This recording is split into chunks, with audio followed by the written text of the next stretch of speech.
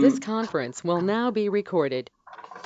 For those of you who haven't participated before, we do record this conference. It's in our note, in our reminder note. And the new gentleman, we'd like to get you on the list. So be sure to either send me your email addresses through the chat window. The chat window, by the way, is the little round question bubble in the top right-hand corner, and there's a lot of action that goes in there, so you might want to leave it open.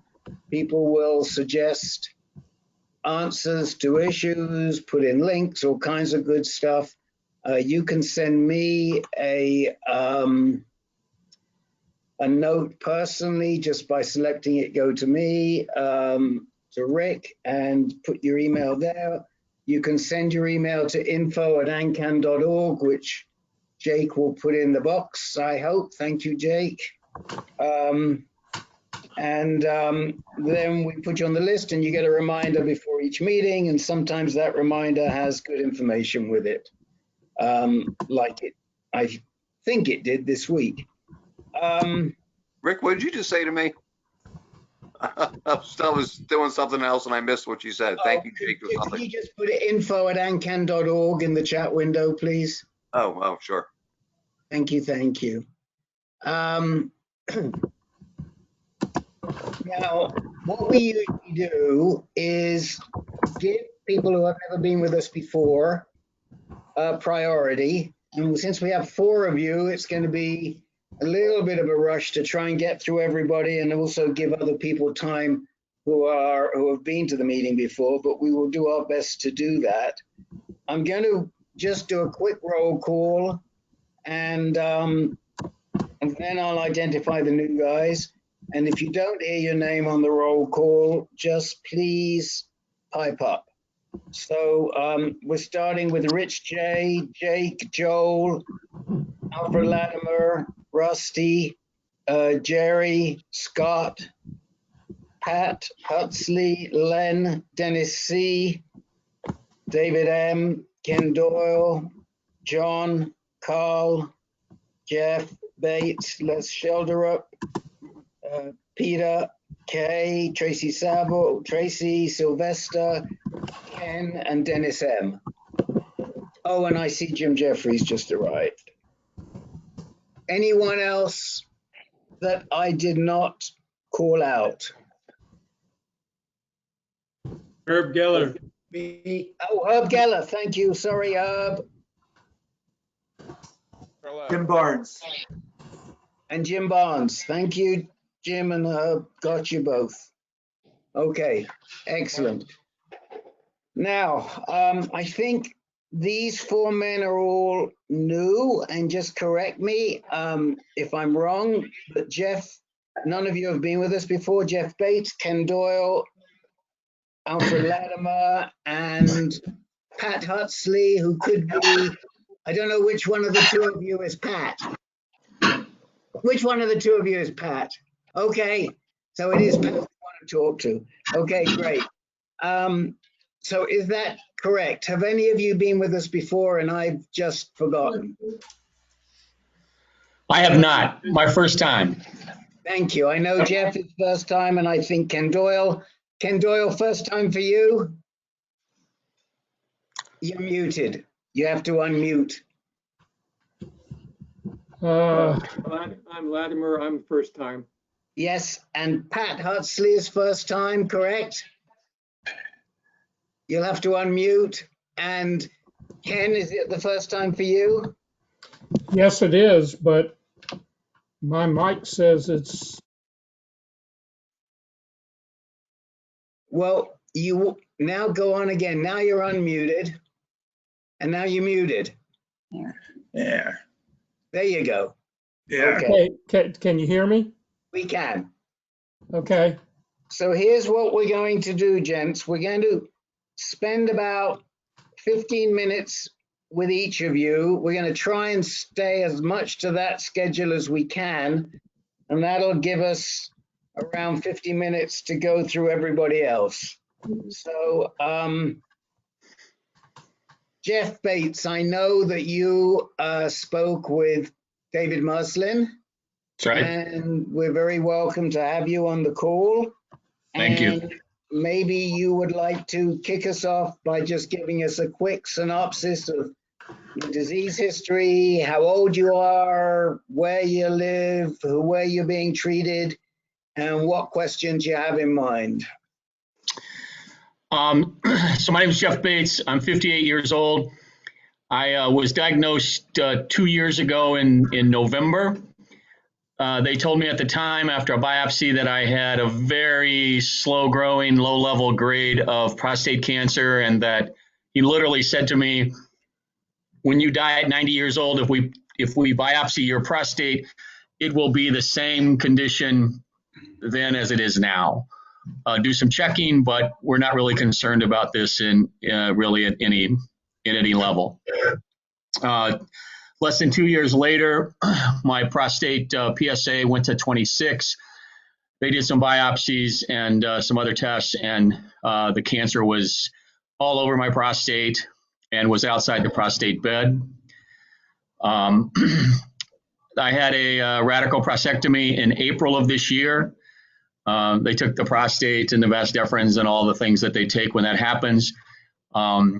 They were certain that they got, I forgot what it's called now, but the field around the prostate. They biopsied that and that was clean, but the cancer had spread into some of my lymph nodes in my pelvic region. They subsequently ran some scans and found that about 5 or 6 lymph nodes in my pelvic region got hot, as well as about 4 or 5 on the backside of my abdomen, a little bit higher up from my pelvic region. Mm-hmm. They put me on Lupron and a generic form of Zytiga.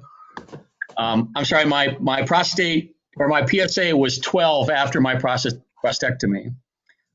So obviously that was a sign that there was some still cancer lurking in my body. So that's when they, did the other stuff and found the lymph nodes.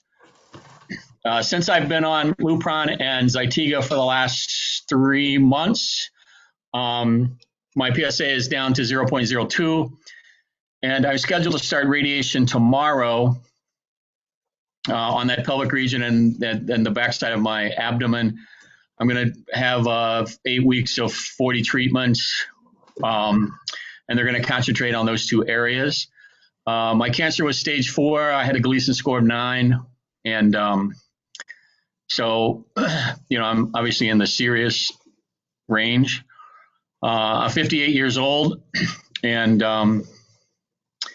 I don't know that I have any particular questions. Maybe I should have some. David Muslin has been talking to me the last couple of days. We, by chance, saw each other on Saturday night, and so he's been following up with me since then to share some of the value of this group, that it's been a value in his life, and he's learned a whole lot. So I live in Chicago, and my doctors are out of North Shore, Kellogg Cancer Center in Glenbrook, and Dr. Pfanzelter is my oncologist who specializes in prostate stuff.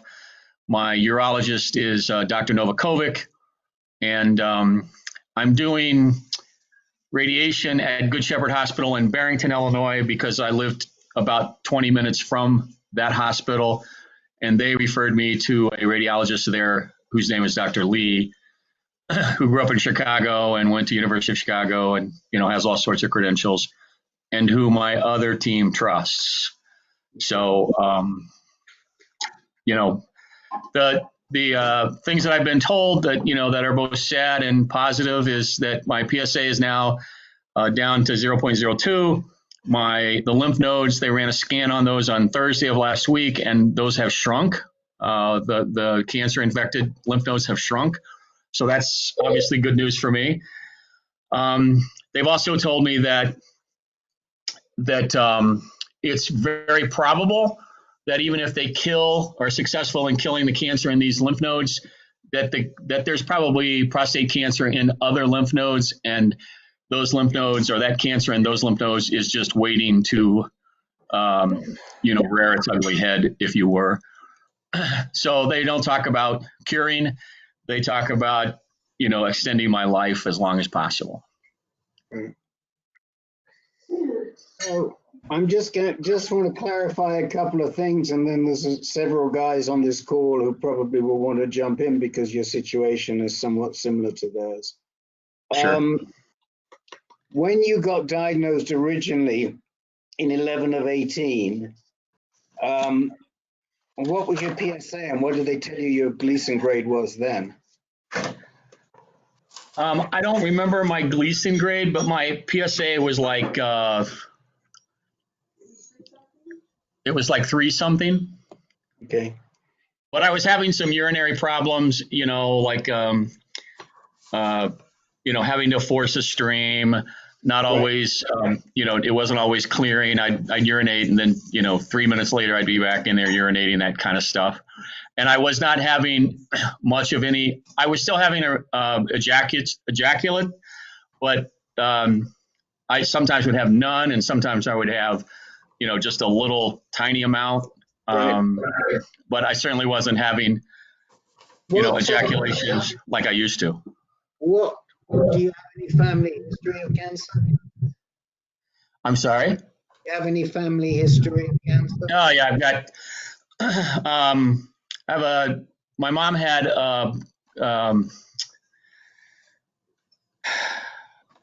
my mom had ulcerative colitis when she was in her 30s and got a colostomy bag when she was 30 or in her 30s. Her sister, my aunt, died of colon cancer in her 30s. Both of my sisters, one younger and one older than me, have had breast cancer. My father has prostate issues, but he does not so far, they're not showing any cancer. He's 81, but he has a lot of prostate issues. And I'm also not sure that he doesn't have some level of prostate cancer because he just hasn't had, they haven't done a biopsy and those kinds of things because he's 81. You have some common on your mother's side, and did you say it was your mother's sisters who had breast cancer? No, my mother's sister died of colon cancer. Right, in her and 30s. who had the breast cancer? My 2 sisters. Your 2 sisters, okay. Have you had any genetic testing? I'm in the process of doing that now. Okay, and is that germline testing? In other words, are they looking for inherited? Was it like a spit test? It is, yes. Yeah, okay. All right, so I think we got certainly enough basic information. Oh, one other question. This fellow Pfanzelter, does he practice, does he see other cancers too, or does he only see prostate cancer, or does he only see genitourinary cancers?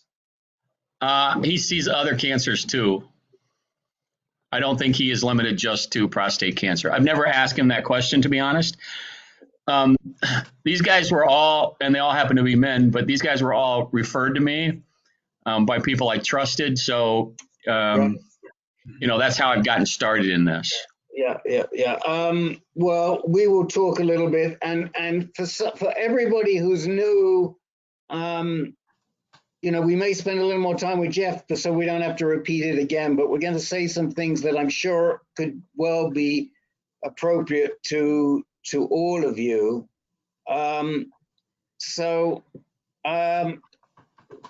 Who's the most similar? Would it be Peter? There's certainly some similarities with you, Peter, because of the RP. With Rusty, who wants to go first and try and give Jeff your words of wisdom? Well, why don't you let Rusty go? I missed the last couple seconds. What was the question, Rick? I went to the bathroom. Oh, really? Did you put your hand up first? No, I didn't. I thought I could sneak out. Oh boy, we got you, right? It was just number 1, though. I heard his background and everything. I just didn't know what the first. So what I said is, who would like to talk to Jeff first? You certainly have a bunch of similarities with his situation. So what maybe you can give Jeff the benefit of your wisdom at this point in time? Yeah, I mean, it's first, it's sad that they told you it was going to stay that way, forever and ever till you're 90. But, the fact is they were wrong, and now we're in that position. I just finished up on my salvage radiation, 39 rounds, like you're going to go through, and had Lupron and Casodex for 6 months. Made it through, and right now I'm undetectable, but that's what we expected it to be with at the end of hormone therapy and radiation. But I'm getting my strength back. I actually worked my first football game of the year this evening. Yeah, so feeling strong. I worked all weekend on the house, and things were good. So you get through it and you fight it. It's not fun. But with the support of this group and other groups, you'll get through it, and hopefully, at the end, you'll get a reprieve for 5 to 10 years. Who knows? But it's fun, but we get through it. Thank you. John, didn't you had a radical prostatectomy, and then they had to do follow-up because of the lymph nodes, correct? No, mine was because of positive margins. Okay. Do you want to talk a little bit about your situation and your view on the treatment course that Jeff is taking? Yeah, I had surgery with positive margins, meaning that, like you, they didn't get the whole amount of cancer out. And I waited. I probably should have done radiation right away, but I waited a couple of years till my PSA went up again. And then I ended up having proton therapy as my radiation. And it's actually not that far from where you are. It's out, I can't think of the name of the suburb, but it's just north of Naperville on 88. Northwestern owns it now. It used to be College of DuPage Hospital. But I did something like 36 rounds of radiation there. The reason I chose proton beam was because it seemed like it would be safer for my bladder and my rectum for the beam. I'm not sure. This was now 5 years ago, so I'm not sure. I know the radiation technology changes fairly quickly. And I also probably should have done hormone therapy at that time. They didn't push it on me. But yeah, that was my story there. And unfortunately, my cancer came back this year, and now I'm on hormone therapy on Lupron and Zytiga, abiraterone. Any thoughts on Jeff's treatment path? Yeah, I would definitely shop around for a few radiation oncologists, so you get a choice of a few different methods. That's the main, and I would definitely do if you're going to do I would definitely do hormone therapy if they recommend that. He's on Lupron and Zytiga, so we're on. Yeah, I'm sorry. Right. But yes, the issue, I realize you're starting tomorrow, but the issue of what type of radiation you do is an issue, because you may be able to get treated in much fewer sessions today. They are treating the type of areas where you're getting radiation can be treated today with 5 or 6 sessions instead of 40 sessions. And so if you don't mind going for 40 times, we don't know at this point how different the treatment is. We think the fewer treatments may be a little bit better, but the studies aren't really there yet. That said,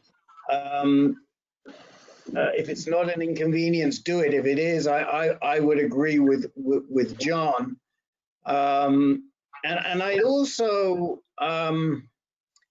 encourage you, because you're not limited there, I would also encourage you to shop, if your insurance permits, I'd encourage you to shop around for an oncologist as well, so that you get somebody who is dedicated to genitourinary medical oncology. And, you know, there are some, excuse me, what is it that you're saying? You're using a phrase I've never heard. right. Some kind person will put it in the chat window for you. Okay, thank you. This is Peter. Can I want to. Well, Peter, let me finish my thought, right? I'm right in the middle, and I'll come to you as soon as I'm done. So genitourinary medical oncology is the specialty for the area that includes the prostate. And we abbreviate it as GU. So you'll hear us talking about a GU medonc. Lenciera's put it in, John's put it in. And I see it, thank you.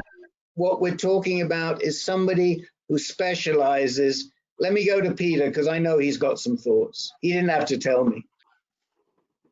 Right. This is Peter Kafka. I'm a recent line as well. I've had surgery. I've had 2 pounds of radiation. I've just finished a course of chemo. Some of the therapy done weren't in play when I was diagnosed 6 years ago. If it was me, and you said you're starting radiation tomorrow, if it was me, I might wait until I got the results of the genetic testing done. Great point. It could change your treatment therapy, because you're 58 years old, you've got cancer in your family. If you did see a genitourinary medical oncologist, they might recommend a more aggressive form of treatment. And it's important, because otherwise you're just chasing the disease. You'll be chasing it for a while. You know, just every time it pops up, and you might, with more aggressive treatments, you might be able to get some headway on this thing. You're not going to get rid of it, you're not going to cure it, but you will be able to manage it, which is great. I've managed mine for 6 years, but I didn't know mine was genetically driven until I was several years into it. So my treatment course has caught up with the genetics of it, but it didn't start out that way. So I echo Rick's things. There's some excellent genitourinary medical oncologists in the Chicago area. Someone you don't need to see every day. You can do telephone second opinions with them right now. You know, just really their opinion. Rick will probably mention who they are. Alicia Morgan's is run at Northwestern, and there's several others in the Chicago area that are really top notch. And, with the disease you have, you might want to, if it was me, I'd go for the best. So let me sum up. We'd love to give you more time, but because we've got 4 new guys, we just don't have it. But hopefully you'll keep coming back next week, the week after, the week after. Let me tell you what I think I would do. Peter's advice is outstanding. The reason is because the history of colon cancer and breast cancer makes it very likely that you're carrying some sort of mutation. It could well be the inherited mutation Peter carries, which is MSH6, which is a Lynch syndrome. You can look that up afterwards. Lynch syndrome. Somebody please put it in the chat window. A Lynch syndrome mutation, which is related to colon cancer and to breast cancer. And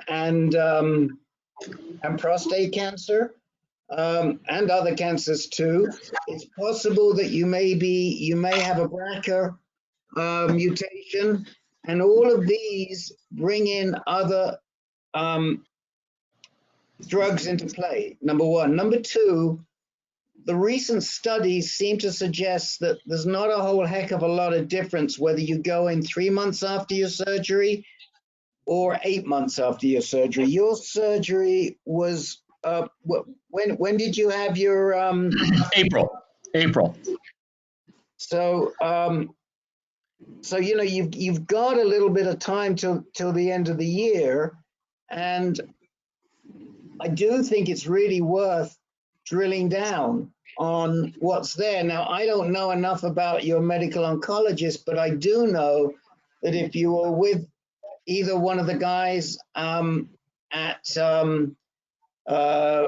U of C or one of the docs at Northwestern, they would be looking at this very, very carefully. I mean, the guy that we like at U of C is Walter Statler,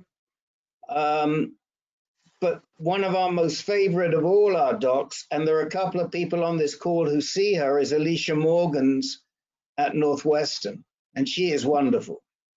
She's compassionate, she cares, she's very interested in younger men in terms of helping them with brain fog and these issues.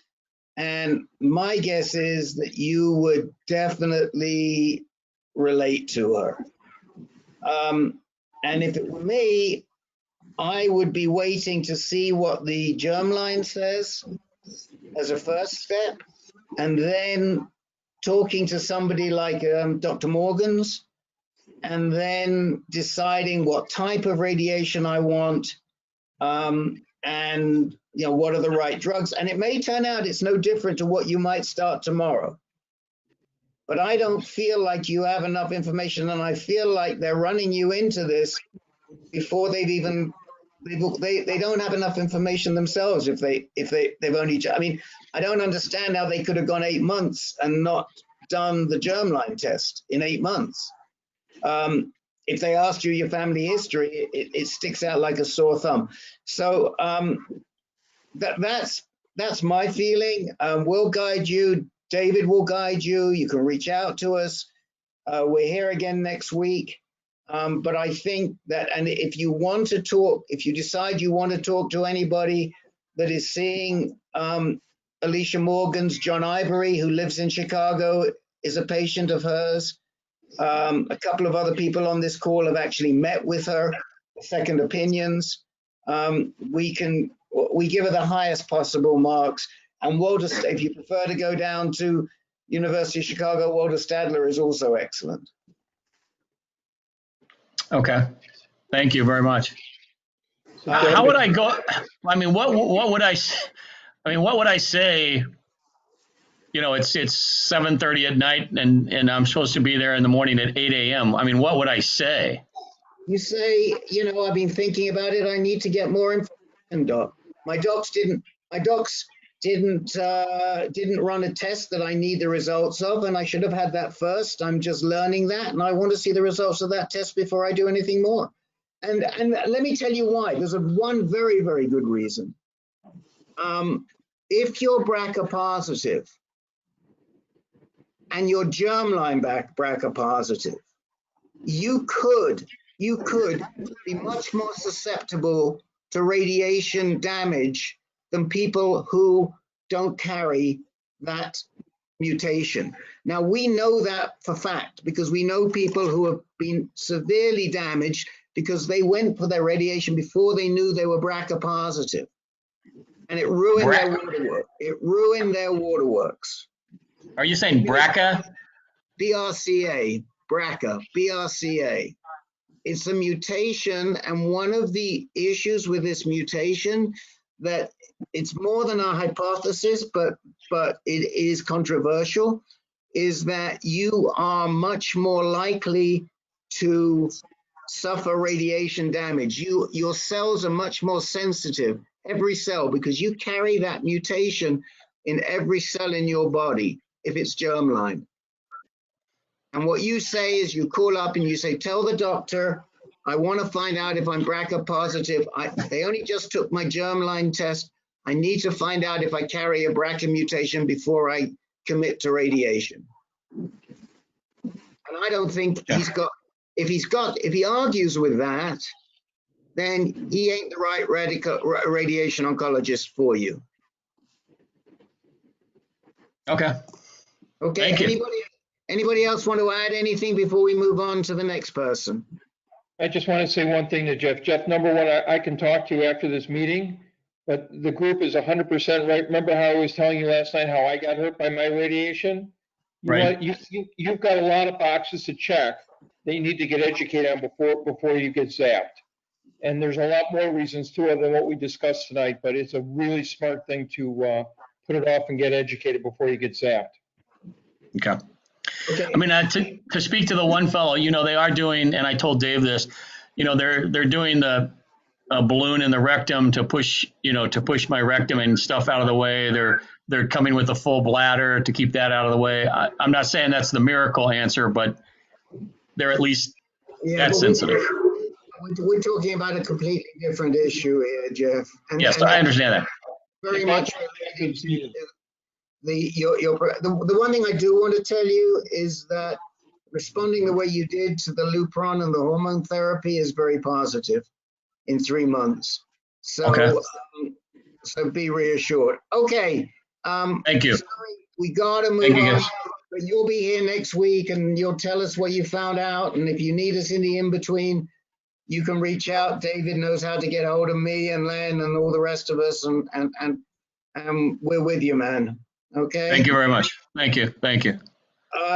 Okay, let's move on to Ken Doyle. Ken, you got the program now, and I see you put a little bit of information in the chat window. Why don't you fill us in a little bit? I may have to unmute you. Let me just see. Bear with me 1 second. Or one of the others can unmute you. Ken Doyle. Okay, Ken, you're up. Talk to us. Can you hear me now? We can. Okay. So I may be in the wrong group. I found out about you all last week. I've listened to 2 of your recordings and learning a tremendous amount. Let me go through my history information. I'm age 75. I was diagnosed 10 years ago, had my prostate removed, robotic surgery. They found 1 lymph node that was positive. I opted to only do diet, exercise, and supplements. And I'm a long distance bicycle rider. I do a lot of swimming, running, those kind of things. So in that process of, say, running, I'll take a fall periodically. So I didn't want to damage any of my bone, and so that's why I went the way I did. With that said, I've spent 10 years now with my originally had a Gleason 8. I was about at a PSA 10 when I had my prostate removed. I went down to somewhere below a 0.1 on the PSA. It's risen at approximately 0.1 per year for 10 years. So I am now a 1.0, PSA 1.0. Had a PET scan, a PET F18. I think F18 is correct. Found 2 hot spots in the prostate bed. Got with the wrong urologist, and my insurance company, Aetna, denied coverage. And so I went back to Fleming. I'm near Hampton, Virginia. And my preference is proton beam right now. So I went back to Dr. Fleming, who had seen me as a second opinion 8 years ago.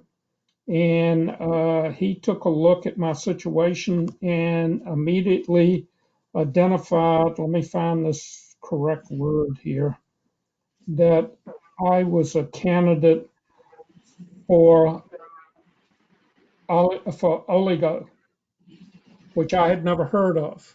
Oligometastatic radiation. Yes. Okay. Okay, that keeps me away from, taking a chemical bath, and only exposes me to what I call pencil beam radiation. And Hampton University proton beam did not want to do that originally. And this is part of the reason that Aetna denied coverage, is they were going to do, and I'm not using medical terms right now, they were going to do full prostate area radiation, which is also an approved technique. I'm not arguing that point. And utilize hormone therapy and or other chemicals in the process. So I didn't care for that, and the doctor who I'd seen, the urologist I'd seen first, didn't care for that, and that kind of undermined the consult they had with Aetna. So now that I've gone back and met with Dr. Fleming, he's got oligo lined up. We're going to have a second consult with Aetna at the top level. And let's see, I was a Gleason 8. I told you that earlier. Aetna insurance. I think, and we're planning on getting some information on heredity and getting set up for those tests. And let me jump in the interest of time. We have a pretty good handle. And one thing, back to Jeff, that I forgot to mention, and I was reminded, and I apologize. Jeff, we have a under 60s group for men with stage 3 and stage 4 cancer. We'll add your name to that too. Ken Anderson runs that group. He's on the call tonight. If you would like to be connected with Jeff, send us a note and we'll make sure that we connect you. That meeting is, when's your next meeting, Ken? For me? No, Ken Anderson. When's your next meeting? It's the second Thursday of November. I don't have the date in front of me. Okay, second Thursday in November. We'll have time before that. Okay, back to Ken Doyle. Len, do you want to start off and address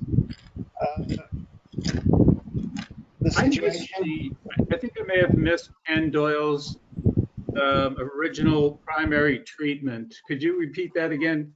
Back in 2010. He had a radical prostatectomy in 2010. And that's it. Gleason 8, one positive lymph node. He never did any follow-up treatment, and his PSA has been climbing at 0.1 a year and is now at 1.0. And he's seeing Fleming, who we hear good things about. In Rich Jackson has seen Fleming. Rich is on this call tonight, Ken Doyle. Rich lives in Hampton. No, where? In Norfolk. Sorry, Rich. Lives in Norfolk. To me, it sounds like he's got a doubling time of 5 years. I'm not sure any treatment at all is certainly not urgent. I'm in 100% agreement with that. I just hadn't found any documentation that plots out how good my situation is and what my watchful waiting option is.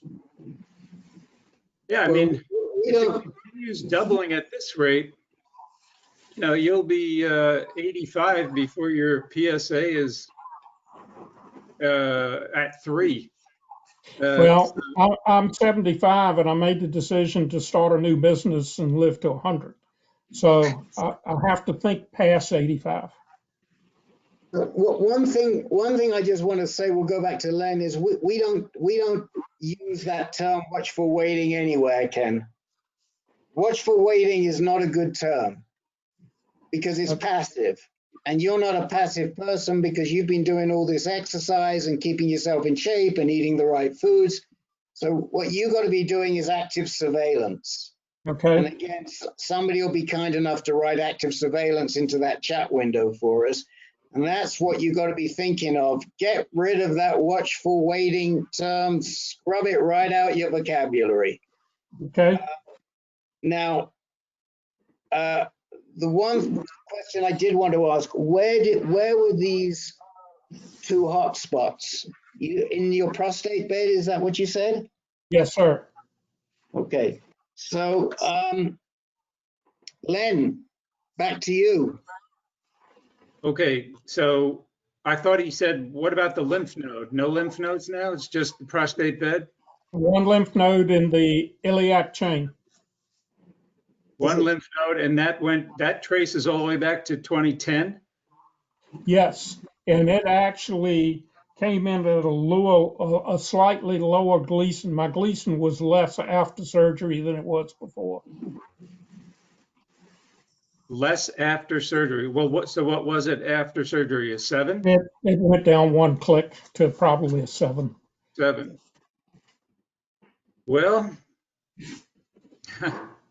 I'm still thinking, not sure you need treatment, but you know, if you wanted to radiate the prostate bed, I suppose you could do that if you're concerned.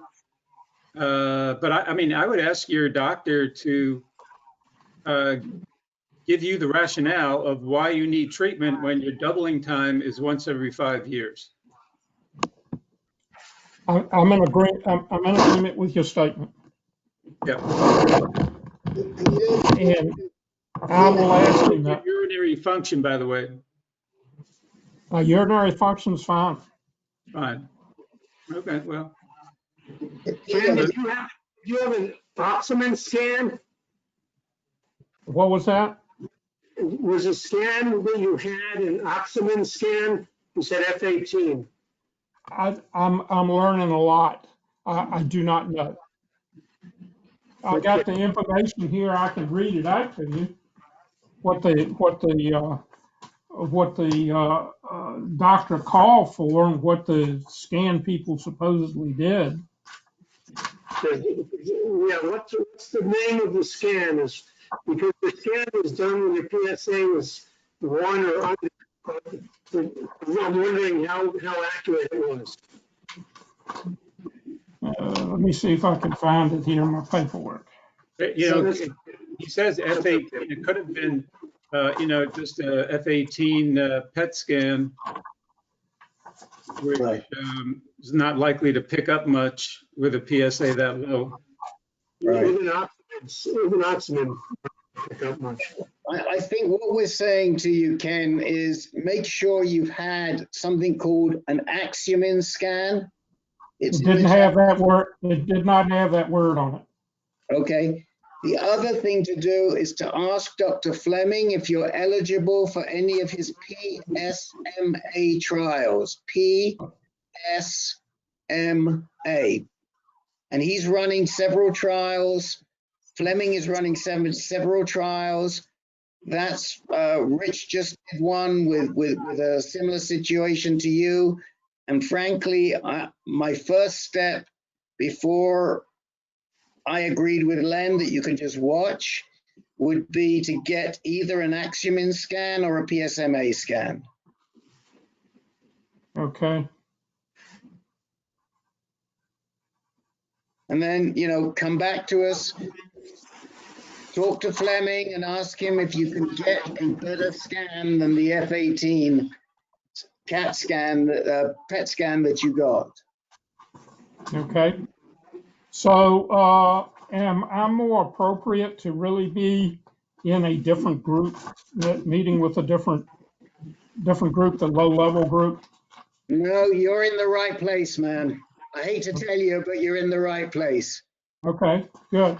And you all have recordings, so that suits me because I can go back and learn a lot. Okay, and did you send us at the beginning? Do we have your email? I put my email in on a entry block in the process of getting on. Okay, yeah, then it'll be there. We'll get it. Thank you.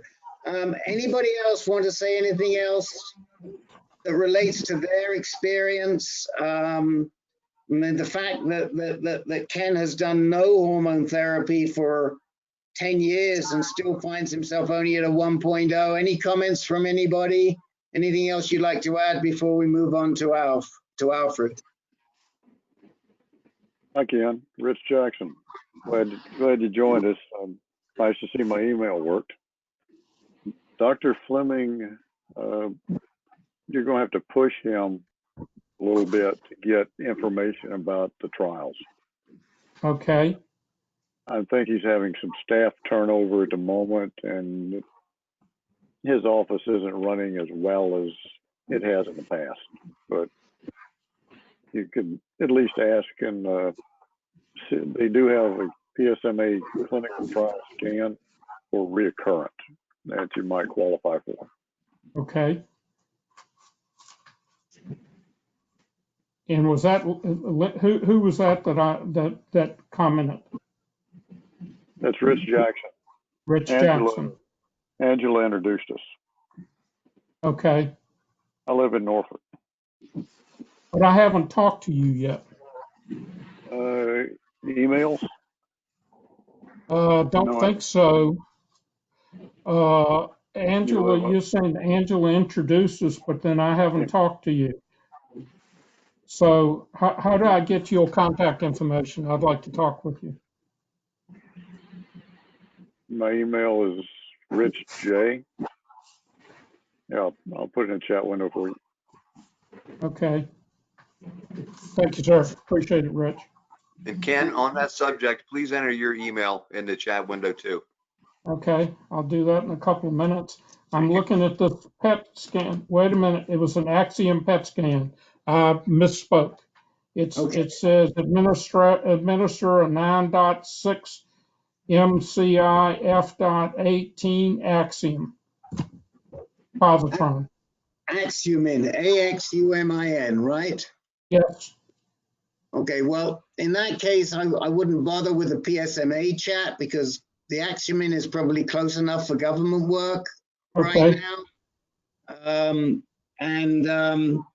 You know, I think the big issue is we go back to Len, and I do agree with Len. You got to have a heart-to-heart with Fleming as to whether you really need treatment or you don't.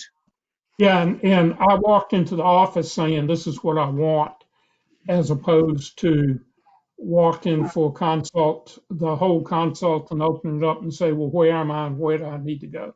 So I need to go back to square one. Yeah, and the only thing I would say is if you're going to do active surveillance and you're in this situation, you're going to need to get that PSA checked on a pretty regular basis.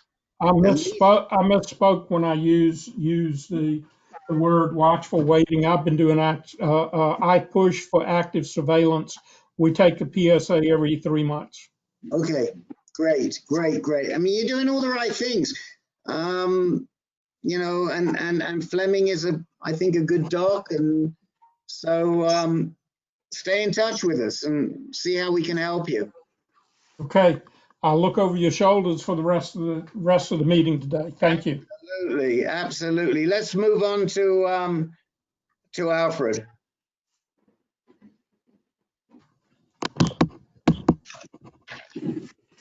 Well, hold on a minute. We may have to unmute you. Let's see if we've got you muted here. Where are my guys? There we go. No, you're there, Alfred. Speak up. There we go. So, well, hi, good evening, fellow travelers. I'm 71 years old. I live in a suburb of Fort Lauderdale, Florida. We've had no frost, in case anybody is interested.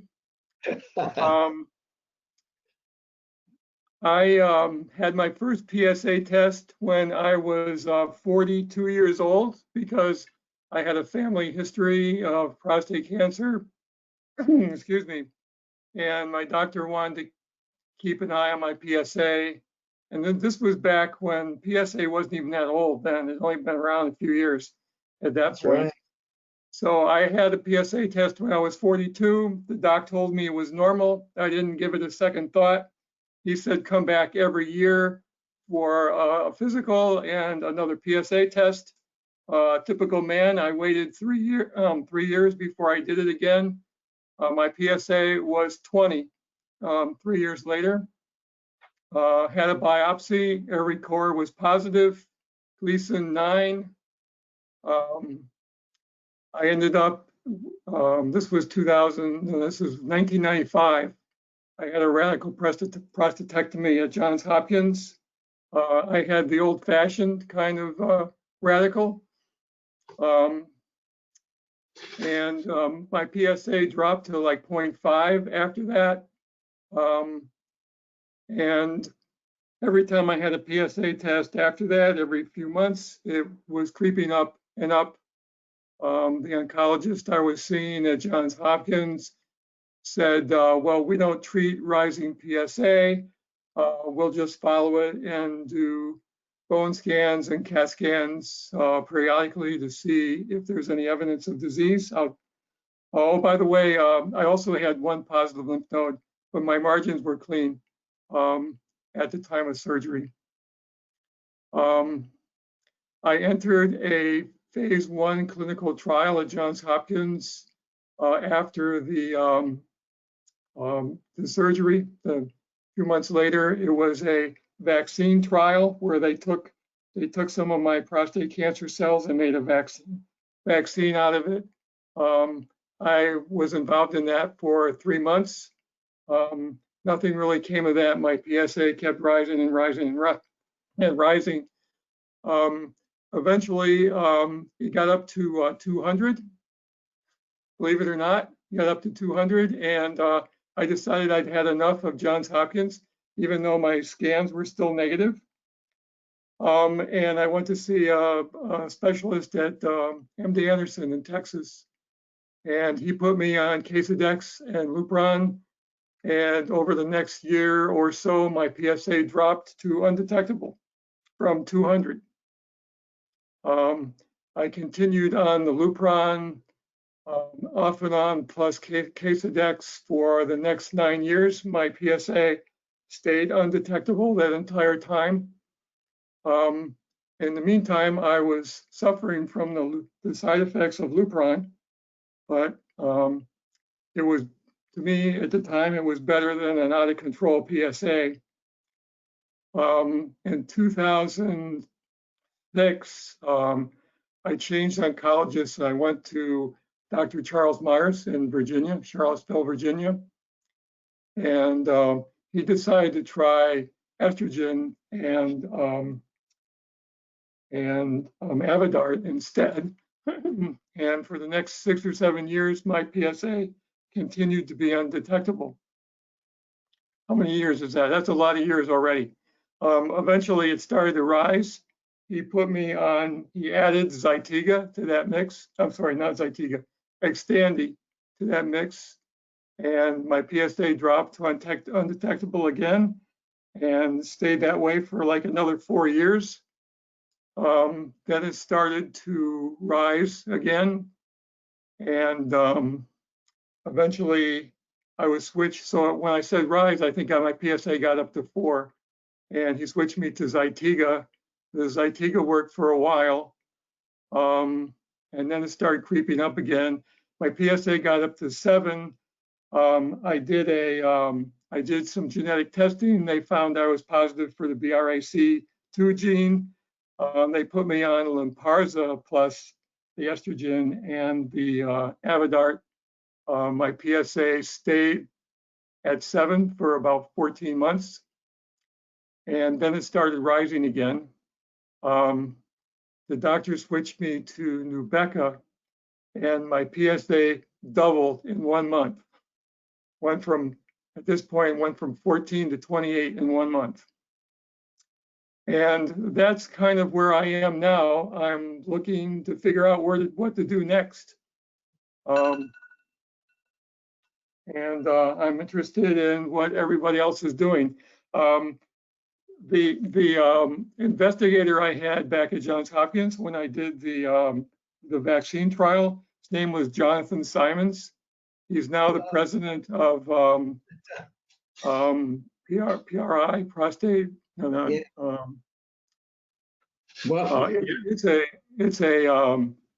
a research funding foundation. Yeah, send him a note and ask him what he thinks you should do now. So I've already done that, and he has recommended that I talk to Dr. Antonopoulos at Johns Hopkins about a bipolar study that they're doing there. Antanorakis. Pardon? Antanorakis. Oh, I said that wrong. Oops. I have an appointment with him tomorrow morning, so I guess I better get that right. Yeah. So we very much like Dr. Antanorakis. He is not the best guy for BAT. The guy to see there for BAT is a doctor called Sam Denmead. And if you are up to it after this meeting, you can go onto our website and see a presentation that Denmead made a couple of years ago about bipolar androgen therapy. Yeah, I've already seen it. You've seen it. Okay, yeah. So my guess is, and this is what, if I were you, this is what I'd be asking for. Probably need, if you haven't done it, some somatic sequencing. Have you ever done any? Has your tumor been somatically sequenced? Okay, I've run across a lot of terms in the last 25 years, but I don't know that one. Okay, so they found you a BRCA positive? Yes. And that was, I suspect, an inherited BRCA, is that right? Well, that's what we assumed, because my father and his father and my uncle, they all had prostate cancer. Okay, how did they do that? How did you do the test to find that out? It was a blood test. Guardant. I'm sorry, it was a blood test, and who was it sent to? Guardant. Guardant. So, yeah. So what Guardant does is somatic testing. So we don't know whether you made that mutation yourself or whether you inherited it. And that was probably through Snuffy. Snuffy sent it to Guardant, right? Yes. Yeah. I would suggest and ask Antanorakis if you can get sequenced at Foundation Medicine. Actually, I've had a test with them too. Okay, what did that say? I think maybe Myers is the one that had me do the foundation. I forgot to mention, as you know, Dr. Myers retired, 4 years or so ago, and he referred me to a group in LA, prostate oncology specialist, Dr. Scholes. Right. And I've been seeing them the last 4 years. And who do you see there? Well, I see Dr. Scholes and Dr. Turner.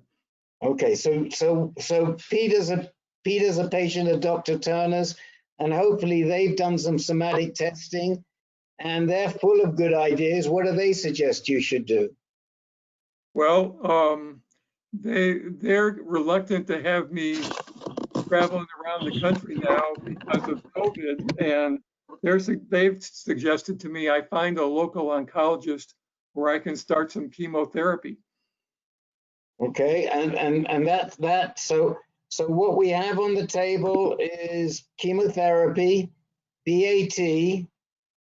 Anything else? Any of the doctors have told you to start right now? Well, in the meantime, I'm back on the Lynparza plus the estrogen and the Avodart. Okay. And I have another PSA test in a few days to see what's happened. in the last month or so. Let me throw this open. I think we have a pretty good, I do have some thoughts, but I'll hold them till the end. Peter, since this is a brother of yours with Dr. Turner and Dr. Schultz, what would you like to say? Okay, I also see Dr. Turner. He's been with me for 6 years from the get-go. I just recently went through 5 months of chemotherapy for my spread. I've already done 2 kinds of radiation, surgery, and so forth. First of all, I respect you. I mean, you've got 30 years as a Gleason 9 with a BRCA mutation. Well, 25. Hopefully it'll get to 30. 25? Pardon, I said it's actually been 25 years, so I'm hoping to get to 30 years and more. I thought you said you started at 45. Well, okay, so 46. I had my first PSA test at 42 or 43. I was diagnosed when I was 46, and by the time I had the surgery, I was 47. But it was September of 1995 when I had that PSA test, so that's 25 years ago. Okay, okay, we still get the record. I mean, you're amazing. I respect that. So one quick thing, I just went through chemotherapy, and Dr. Turner was the man in charge. I mean, I trust this guy implicitly. He's kept me going. I had to find a local oncologist because I live in Hawaii to run the show because I wanted to do chemo at home on Maui. So I interviewed 3 local oncologists, and my big question was, are you willing to work under the direction of my oncologist in California? And 2 of them said no, 1 of them said yes, and that's the one I chose. Because you might well be doing double dose, you might well be doing carboplatin as well as docetaxel or something. If you do chemotherapy, and it's a heavy-duty course, not all oncologists are willing to go that route. The one I have here wasn't willing for other people with BRCA mutation, but they did it for me because of my connection with Dr. Turner. So I would let prostate oncology specialists on the show, but find an oncologist locally who's willing to work with them on behalf of you. That would be my recommendation. It works for me. Okay, I appreciate that. I have a meeting with a local oncologist. Well, it's not set up yet, but I've contacted them. I've actually been there before because I didn't mention, but in addition to the prostate cancer, I've had 3 other cancers in the last 25 years. The other 3 have all been resolved, but I had a bad case of Merkel cell carcinoma and a bad case of extramammary Paget's disease, and some squamous cell carcinoma on my face. So I've been through the ringer with cancer, but those cancers the last one was 8 years ago, so I haven't had anything new in quite a while. Alfred, where is your metastasis right now? If your PSA is up around 28, where are you? Where do they see that you're metastatic? Well, I had scans back in July, and they were clean. Bone scan, CAT scan. So that's probably going to be another step now that my PSA was 14 at the time, and the scans were still negative. What type of scan was that? They weren't the fancy ones. I mean, I would think, and especially working with Turner, and it surprises me that they haven't ordered at least an Axumin scan for you. Peter, So yes. the reason they didn't was they wanted me to get onto Lynparza, and they repeated scans I'd had a year before to show that I was still non-metastatic, so that I could start the Lynparza. No, I'm sorry. No, it wasn't. I'm sorry. Wrong drug. So I could start to Nubeqa. And At this point, I would have thought that you should get scanned. We should at least know where that cancer is. Not that it's going to change systemic treatment. Yeah, at this point, I'm going to need to be scanned again for sure. But the scans I had back in July were clean. Okay. And by the way, when my PSA was 200, they did scans at MD Anderson. My bone scan was clean, and the CAT scan only showed one lymph node that was positive, even with a PSA of 200. So I don't know. I have a cancer that makes a lot of PSA from small amounts of cancer. I don't really know. Yeah, I think that's possible. Let me just ask you, because we're going to have to move on. When was the last time they did one of these foundation medicine tests? How many years ago? I'd have to look. I'm not sure. The most recent one I had was early this year. It was Garden. It was in January or February. The foundation one, I'm not sure. It's been several years. I'm not sure when that was. The most recent test you did was a Garden test. That was the one that showed you as being BRCA positive? Yes, well, that was a repeat test. That wasn't the first time I'd done that test. Well, I just, if it were me and it is covered, I think I would probably get an updated foundation medicine test. They can do it just with blood at this point in time. If we're not seeing any metastatic activity, they can just do it as a blood test. Well, I can't imagine if I didn't do a PSMA PET scan. Are those actually available now? In different places, but we don't have time to get into that right now, Alfred. I'm sorry. All right. Okay, but come back to us. We've got lots of good ideas. I think following through with Schultz and Turner is good. Anybody else want to say anything to Alfred? Okay. Keep coming back to us. Peter's a great navigator for prostate cancer oncologists, and it sounds like chemo might be good. My guess is Antanerakis might want to do a little bit more testing to try and see where you go after the PARP-I. I would think for sure, yes. Okay. Last but not least, and we've done a crappy job managing this, I'm so sorry. Where's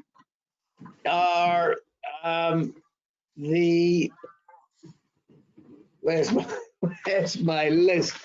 The Huxleys, are you still with us?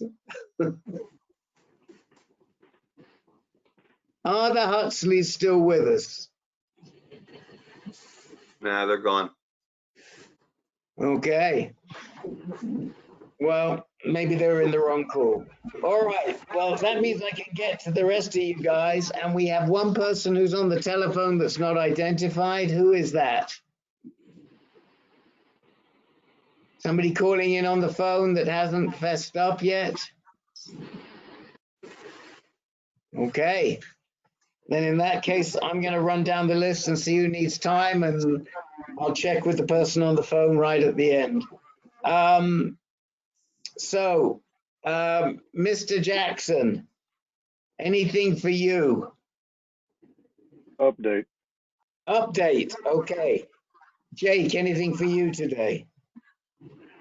No, not really. Thank you. Okay, Joel, anything for you? No, thank you. I can wait. Thank you. Russ, anything for you?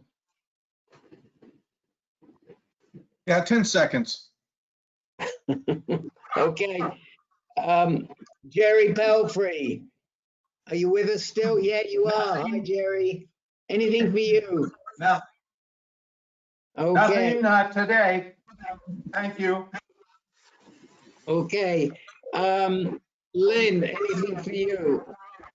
Nothing, Rick. Thank you. Okay, Dennis Correa, anything for you? No, thank you, Rick. David Muslin, hello, anything for you? Just 1 minute update, Rick. Okay. Doyle, we spoke to. John Ivory, anything for you? No, just here to gab about the gland. Okay.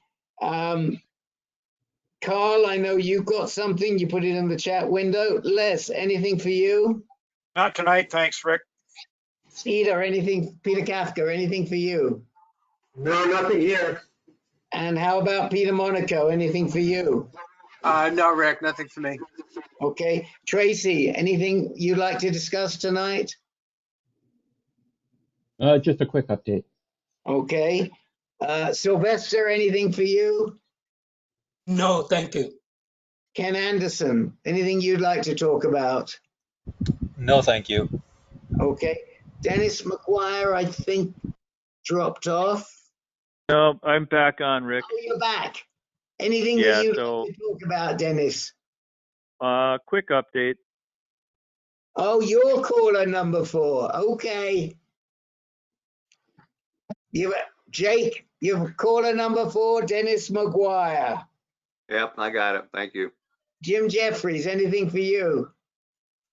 Yes, I did meet with Dr.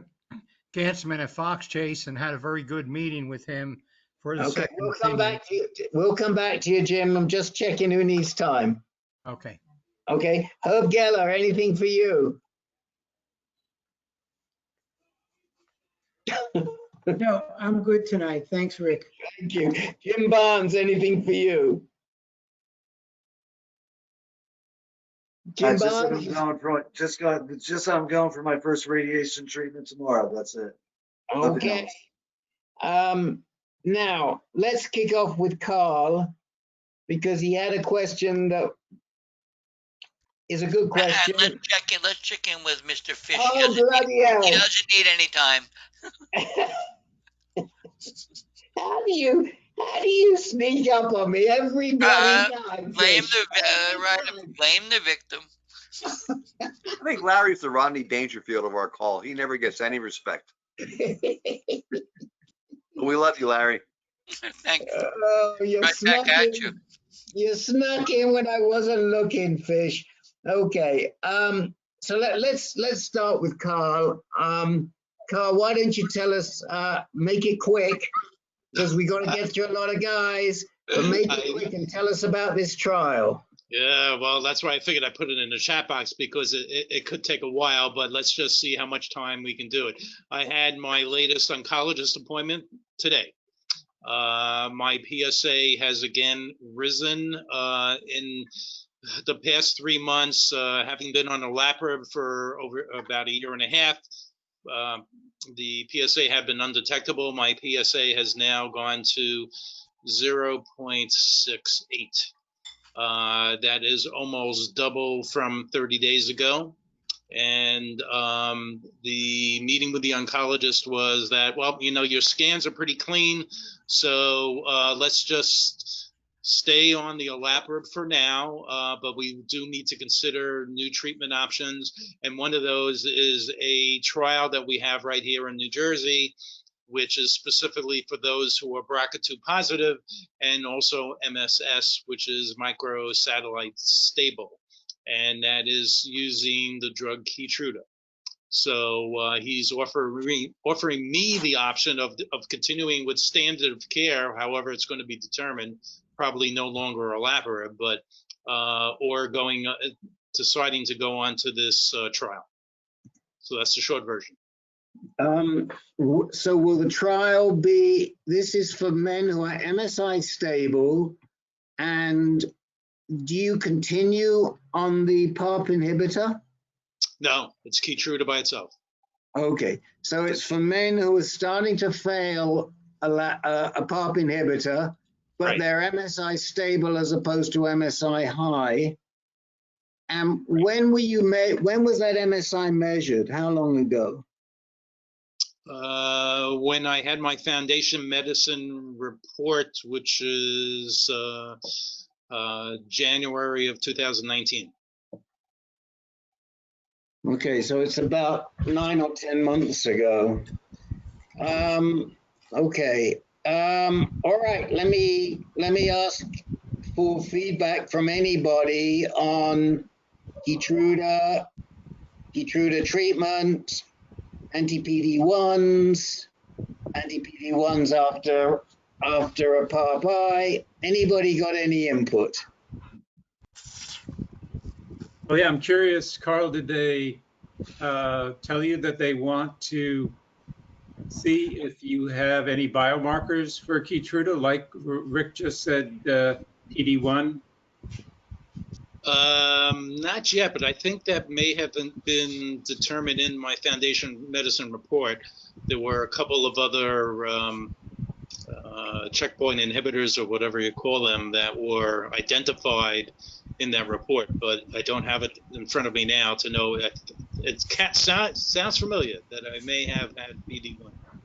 So the FM report stated that you did have some biomarker that was actionable with a checkpoint inhibitor. Is that what you're telling us? I think so. I would have to look at the report to make sure. Well, but he was MSI stable, Len, because that's what this trial is for. He wasn't MSI high. Do you remember if your tumor burden was high, TMB? No, it was low. Okay. My guess is that they were both low, and my other guess is that they didn't test you for anti-PD-1 because they only, that's a special test. You have to order it separately. It's not part of their regular test. They do offer it, but I don't think it's part of their regular panel. Okay. And you can look, and you can come back to me, but I think that Len's point is that do you want to be doing a drug as strong as Keytruda if you don't have any indicators for it? Yeah, make sure they explain to you fully all the potential side effects, some of which are very serious. So, you know, I'm not saying you shouldn't do it, but I'm just saying historically, prostate cancer patients respond poorly to checkpoint inhibitors, like 16% maybe, or less. So, you know, just make sure you know what you're getting yourself into. Okay. I just quickly opened my Foundation Medicine report. It shows P10 loss and TEMPRS 2. Right. There's now a drug that speculative, I think I wrote it up about a couple of reminders ago, that might be good for P10. There's never been, I forget the name of the drug. I'd have to go back in and look. I've got some research on it, and I can't remember who makes it. I know what you're talking about, Rick. I remember reading about that too. And in my opinion, it was highly toxic, and the response rates weren't very good. Yeah. They were like marginal. Hey, Carl, can I ask what the trial was? Do you have the trial number? I do not. It's an ongoing trial. It's being done out of the Rutgers Cancer Institute and Columbia Presbyterian. I'm not sure if it goes anywhere beyond that, but at least those two places have it. Well, I can look it up with that. Thanks. So, you know, it's a tough one. I mean, my feeling with this Keytruda, look, we've got a guy, you remember, he was on the call a couple of weeks ago, that very young guy from Baltimore that we referred to Antanarakis. Yep. And hopefully they're getting, they're directly in touch with Merck, and it looks like Merck is going to fund Keytruda for him. But they still haven't run his sequencing. So we don't even know if he's receptive to it. Now, it's a bit of a Hail Mary because he's that sick. At the same time, these anti-PD-1s and anti-PD-L1s do have significant side effects. You know, Foodie did not do well. His thyroid reacted pretty badly. He was on niraparib, which is comparable to pembrolizumab. He was on Opdivo, nivolumab. Nivolumab? Yeah. Yeah, nivolumab, sorry. Nivolumab, niraparib is a PARP inhibitor. He was on nivolumab, which is comparable to pembrolizumab. And it did mess up his thyroid, and I know other people that have had that issue. So they don't come easy. And I don't know if I would dive right in there. I mean, the option for you may be the same sort of option as Alfred, where you got to start thinking about chemo. And which chemo, I don't know. And these guys might put you onto carboplatin right away, and you may get a good, result from docetaxel and carboplatin, which is what Peter was on. But I'm leery. I'm a little leery about that. Which of your doctors, not witch doctors, because I know they're not witch doctors, but which one of your doctors suggested this? Was it the guy in Jersey, or was it what's his face at Columbia Presbyterian? Well, it's kind of interesting that you asked that question, because it was Soraya at the Cancer Institute who I met with this morning. But when I looked up the trial, Mark Stein from Columbia Presbyterian, his name is also on that trial. You might want to call Stein and talk to him about the trial and ask him, why the heck do you think this trial is going to work if I'm not MSI high, if I don't have the right markers? What's behind it? Because I don't take it lightly. And maybe I'm better off doing, a chemo regime before going to the pembrolizumab. Right. Anyone else want to contribute on this discussion? Herb, any thoughts you have? I agree with Len. I mean, the results from using this stuff is approximately anywhere up to 20% maybe get a response with a very high toxicity. So I would think about it a little more. Okay. All right, we're gonna keep moving, Carl. Okay, thank you. Rich Jackson, you've got an update for us. It is no longer all quiet on the Eastern Front. No, I went today for the targeting scan to lay out the radiation attack for the upcoming offensive.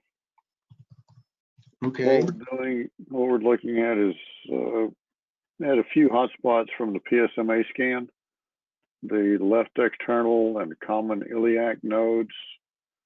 They're looking at SBRT, 3 to 5 sessions for that. And the lymph nodes near the para-aortic. That's away from my radiation treatment from the first time. So they're looking at 25 sessions IMRT with no other drugs at the moment. So the month of November will probably suck. Where are they, Rich, where are they aiming the IMRT? At the para-aortic lymph nodes, para-aortic area. Is there a reason they can't do the SBRT in that area too?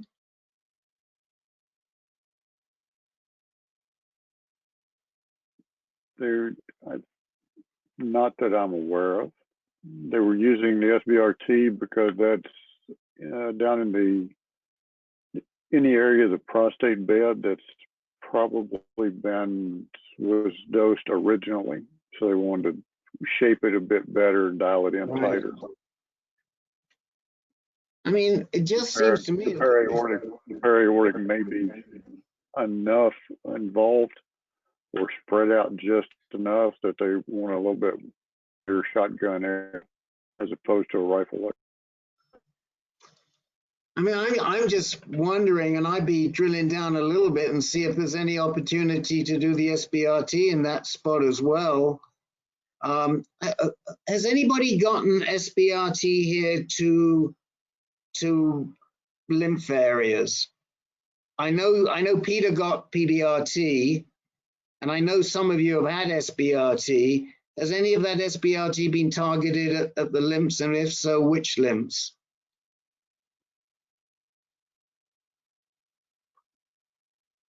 Guess that answers that one. Yeah, no, hey, Rick, it's Dennis McGuire. I had SBRT to the iliac node. Okay. but nothing in the abdomen, that area. Okay, and that's where you're getting. I wasn't writing quickly enough, Rich. That's where you're getting the SBRT in the iliac area. Correct.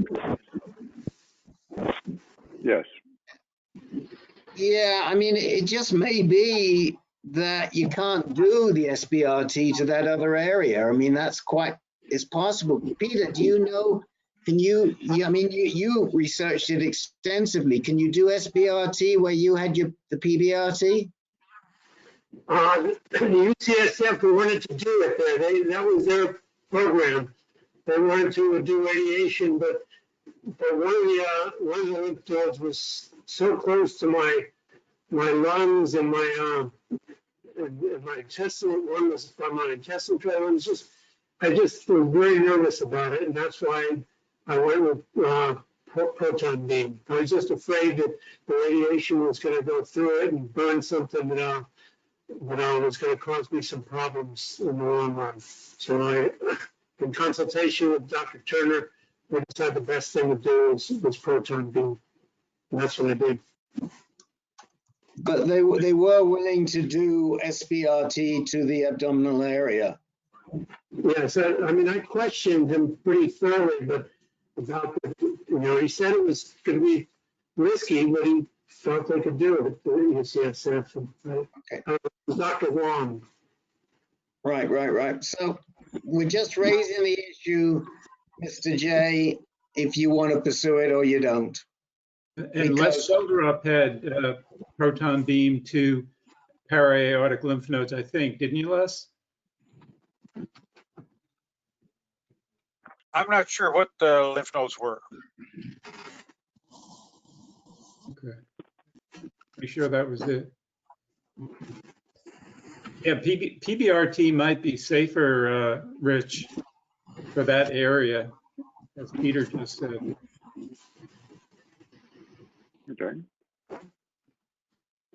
Doesn't Fleming, they have a PBRT there, don't they, at Hampton Duda? Hampton Proton, yes. Yeah. Well, the used car salesman, yes, they have one here. Right. Well, all we're saying is just dig around a little on the abdominal and try and see which one best suits you and which time wise and safety wise and everything else. Okay. Okay. Anyone else want to say anything to Mr. Jackson in Norfolk, Virginia? Okay, we're moving along. Nope, just wanted to say, Rich, I love your calendar. He turned it off. No, that's provide a little bit of background color. That's right. Spoil sport. Okay.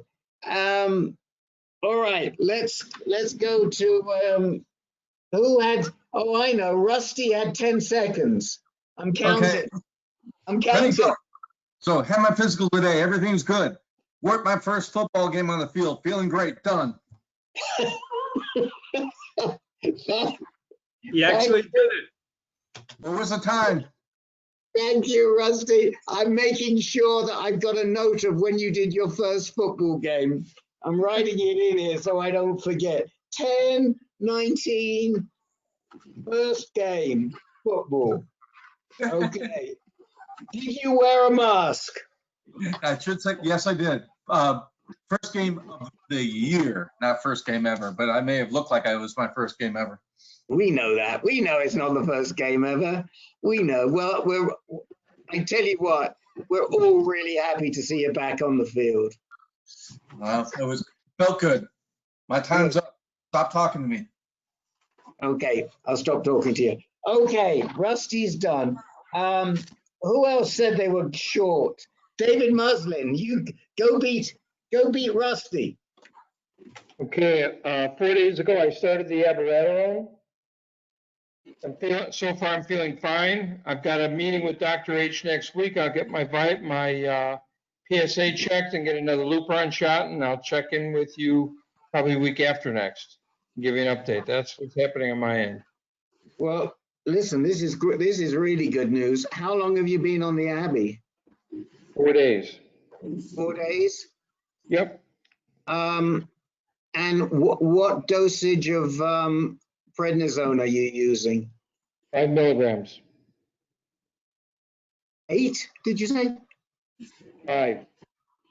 5 milligrams once a day or twice a day? Once a day.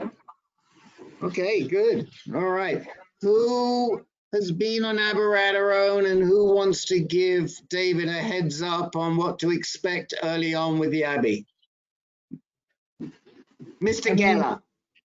I mean, David, I don't know what to expect early on or late. I don't sense that I'm taking it. So, you know, what it's to me, the major effects are the Lupron rather than the Abbey. Yep. And, you know, and you need the prednisone because Abbey just blocks steroid synthesis, including glucocorticoids. Right. So, but I truly, I mean, others have had other experience, but I've been pretty lucky. Thank you, Herb.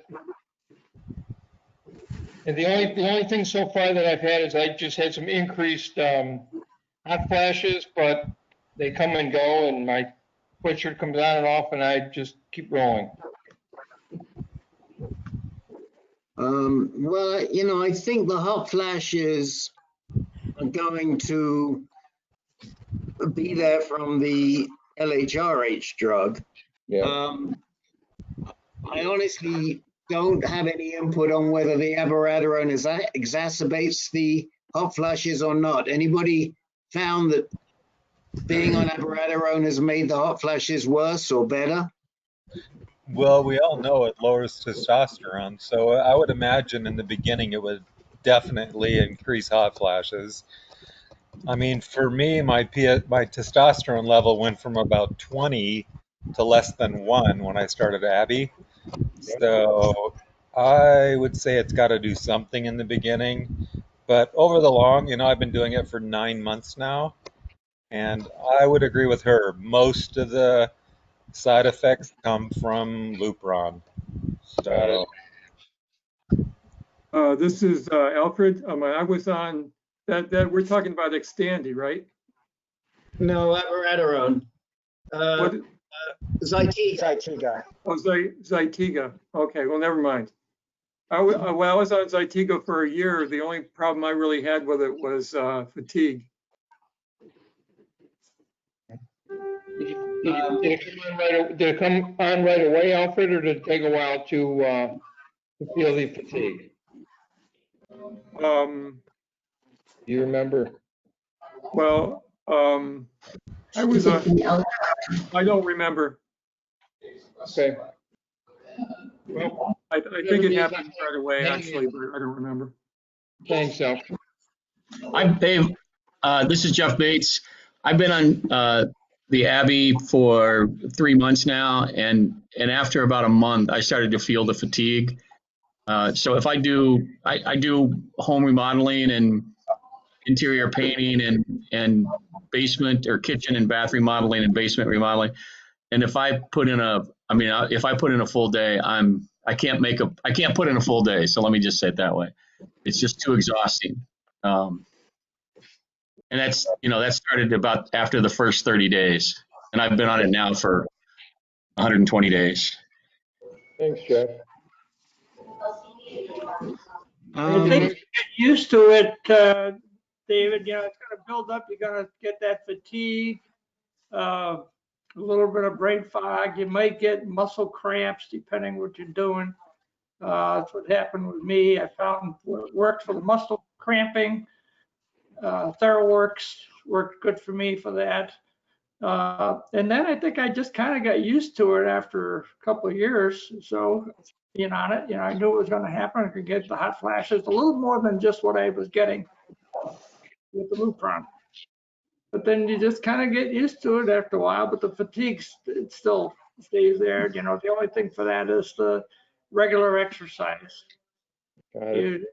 it's a strange thing. You be feeling so tired. You say, oh, God, I can't go exercise right now. But once you do and you get going a little bit, you start to feel a little better and you get a little more energy.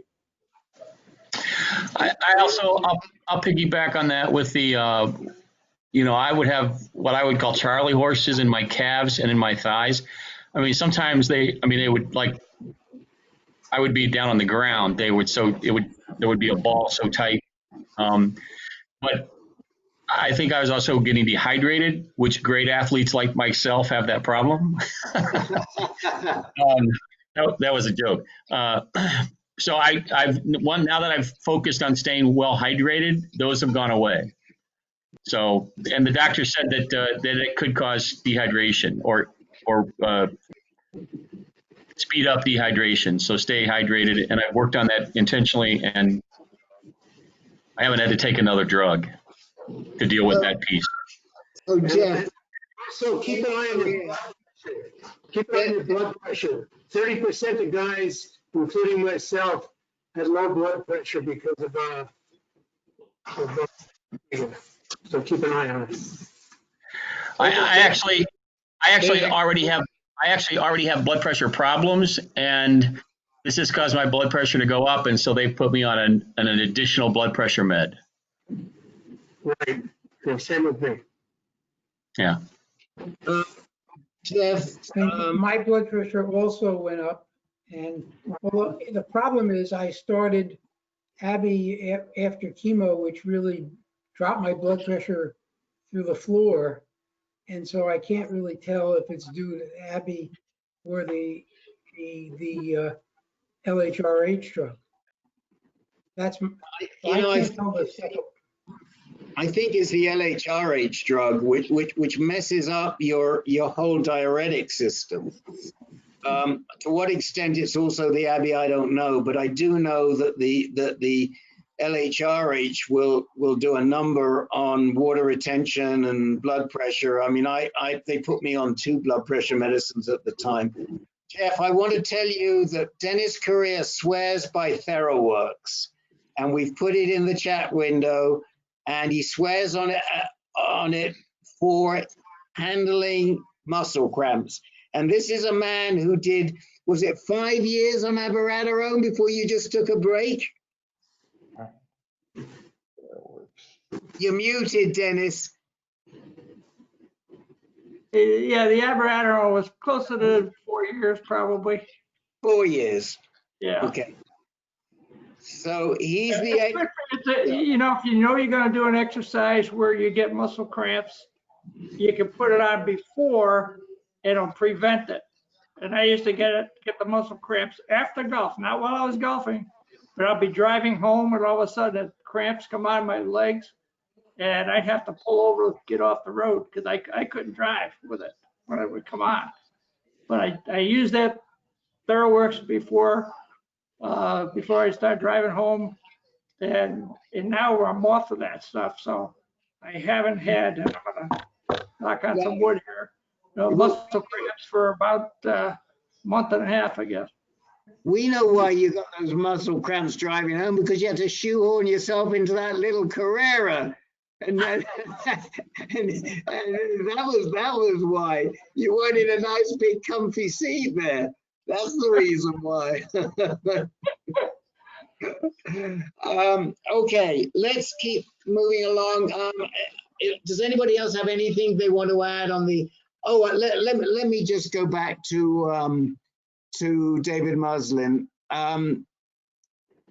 Did you get some good information? And is there anything you want to just come back on? Any questions? Totally good, Rick. Thank you very much. Keep rolling. All good. Okay. We're going to go to Dennis McGuire. Hey, yeah, so I start my clinical trial tomorrow. This is the glucocorticoid receptor antagonist. I also last week consulted with my longtime doctor, Dr. Michael Morris, who has known me for 5 years since I got diagnosed. So he knows me best. and he agreed that this is a good window of opportunity for me to pursue clinical trials, and he thought this was a good trial to start with. So I feel good about that. Okay. So this is that glucocorticoid trial. Yeah. Corticosteroid. Thank you. Thank you. Yep. It's getting late, and let's go to our two resident experts on this trial, who looked at it, Len and Herb. Can you tell the other guys what the idea is behind this trial? Go to Herb. Well, I think there's some evidence, and I wrote it, Dennis, this was in our emails to Dennis, which we can share with the rest of you, that there's some evidence that these glucocorticoid antagonists can maybe sensitize to the anti-androgens. So and there are animal studies that really sort of suggest it might work. So in terms of a phase 1 study, the rationale seems solid. And the other part of it was that both Len and I felt that we know a lot about endocrine drugs. They're not terribly toxic. So chances of toxicity in this trial are much less than other trials at this stage. So I think that sort of might have weighed Dennis's decision. Yeah, Okay. that's exactly right. So I stay on Xtandi while I'm on this trial. And what I've read and what I've heard is that some of the side effects to the trial are similar to what you experience with Xtandi. So I might get a double dose of fatigue and mental fogginess, but we'll deal with that. So the idea then is that this steroid will rejuvenate the androgen receptors to be blocked once more by the Xtandi. Is that right? Yep, that's the goal. Yep. That's the goal, is to make Xtandi effective again and block the resistance. Okay, and tell us what your PSA is going in. 15. Okay. And when were you last scanned, Dennis? Last scans were end of August. Yeah, it's probably close enough. I mean, it's 6 weeks ago. So, I mean, I'm asking, what sort of monitoring are they doing for progression? This is a phase 1, is it not? Well, it's a phase 1 part 2. So they've already got the dose pretty much nailed down. Good. I mean, that puts you in a better shape. Yeah, I feel better about that. Exactly. I think they're gonna do scans like every 5 weeks. PSA test probably every week for the first month, and then see where we go from there. You will be telling us. Yep. I'll know a lot more in 2 days. After you get your first dose of the I mean, are they changing your dose of the enzalutamide? No, stays the same. Okay. Okay. All right. Anybody have any questions for Dennis on this trial?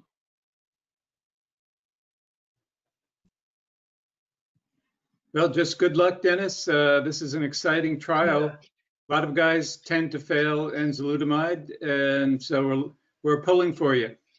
Could help all of us. Yeah, I hope it works for me and for everyone. Yeah, I'm definitely interested to see how things turn out. Great. Yep. Great. Thanks, guys. Great. Tracy, You'd man. So I went to my oncologist today, and let's see, my PSA has dropped to 0.04, which is good.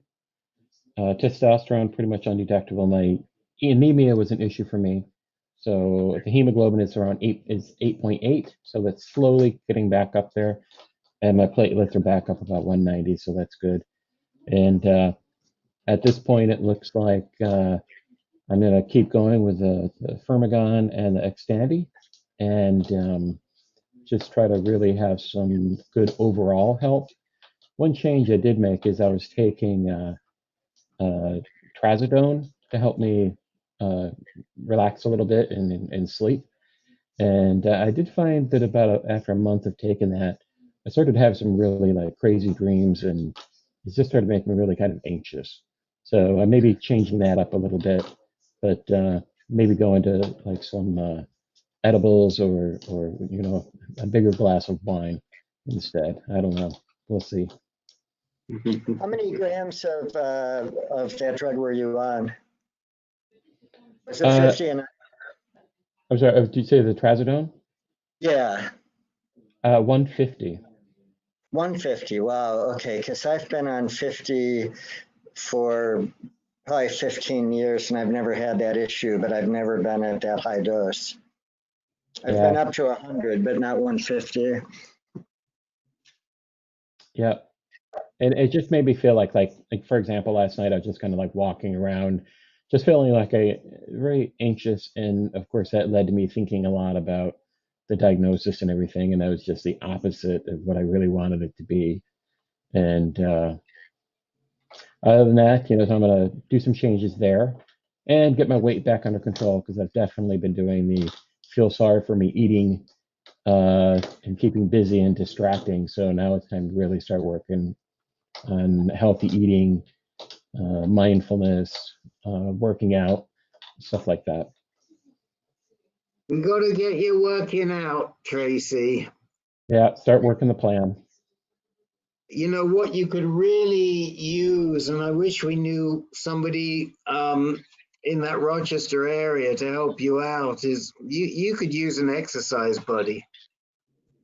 Yeah, it's I have pretty much everything I need at home here. It's kind of hard to get into the gyms right now. New York is doing pretty well with COVID, but I agree with you. I got to get. I'm going to work on that actually. I have someone I might be able to get to fill that bill. That would be great. And even if you work out at home at the same time. Yeah. And I think I told you about my victory last time, I think. Did I not? Did I tell you about that? I'm not sure. Okay, well, I'll make a note. We've got to make a deal with them, but they're basically what they are for cancer patients, and they are virtual exercise classes. They're done out of Connecticut, and they're pretty good. Len tried them out. A couple of other guys tried them out for us, and you can sign in and do the exercise. They've got different things. Give me a few days, because our code has run out. We were getting 90 days free.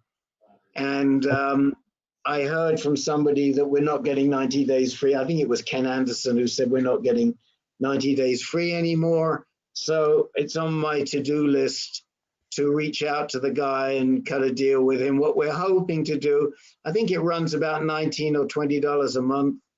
And what we're hoping to do is make it a fundraiser for us, that he'll give us something out of that $19 or $20 for everybody that joins from here. So I'm just being perfectly open, but we're not recommending it without having tried it. And we have the Sierra seal of approval amongst others. So, okay, and I'll be back in touch with you on that. Anything else for Tracy?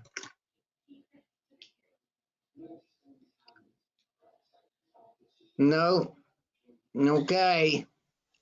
Well, the 0.04 is terrific, and not bad from 741 or 51. Oh, it's great.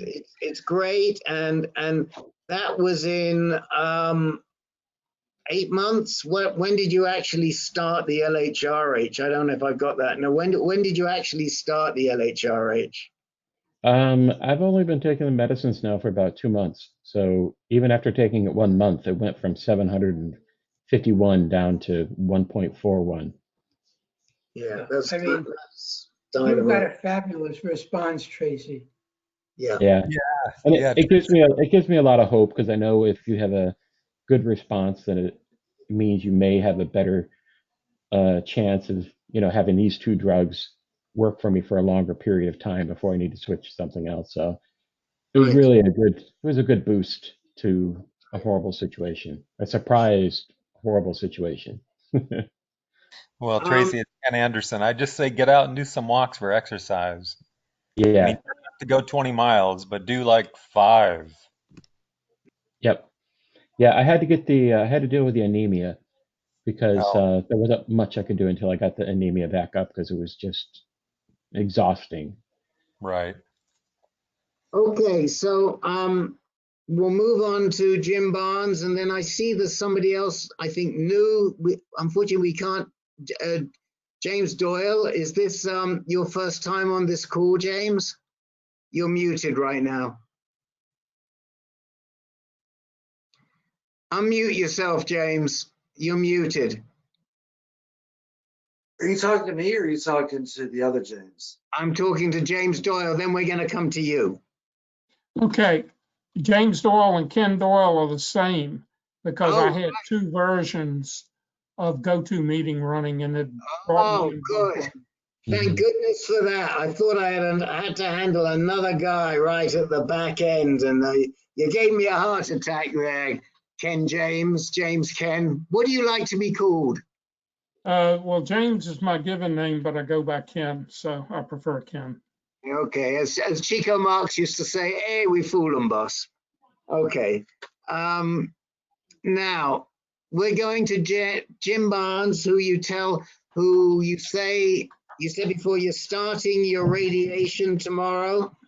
Correct. Is this going to be SBRT or the old IMRT?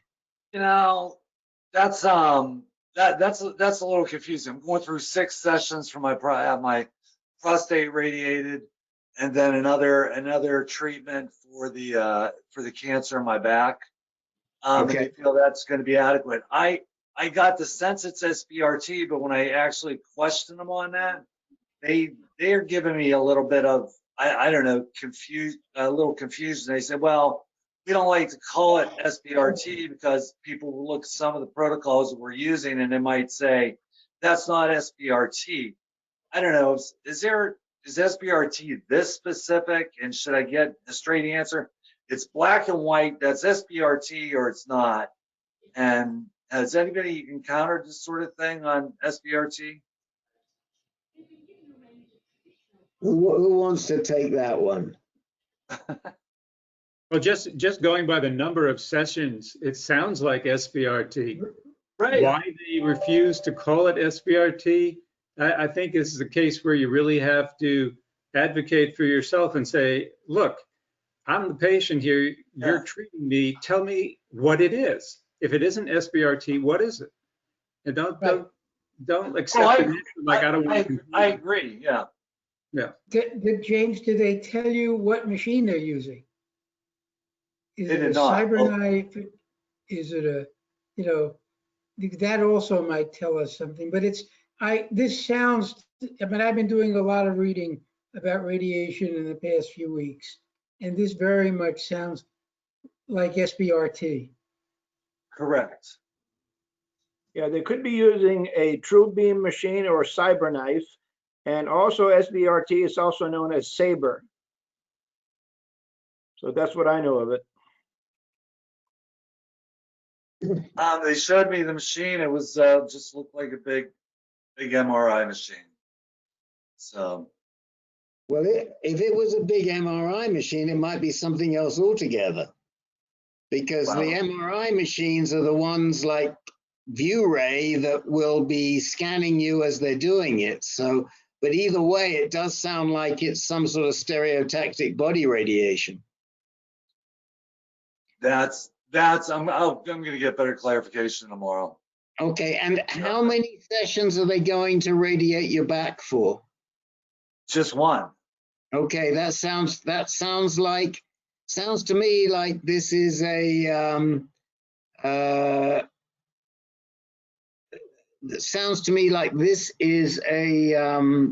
SBRT treatment, which is very different to what they were offering you a while back, right? Oh yeah, well originally I came into this group, I was going to go for surgery, and you guys got me looking around, which is awesome. And so now I'm going for 6 treatments of radiation, which is huge from where I started out from. Great. We like to hear that. Now, did you ever have a discussion about the ends and the Abbey and the Abbey and the ends? What did he say after you gave him that article?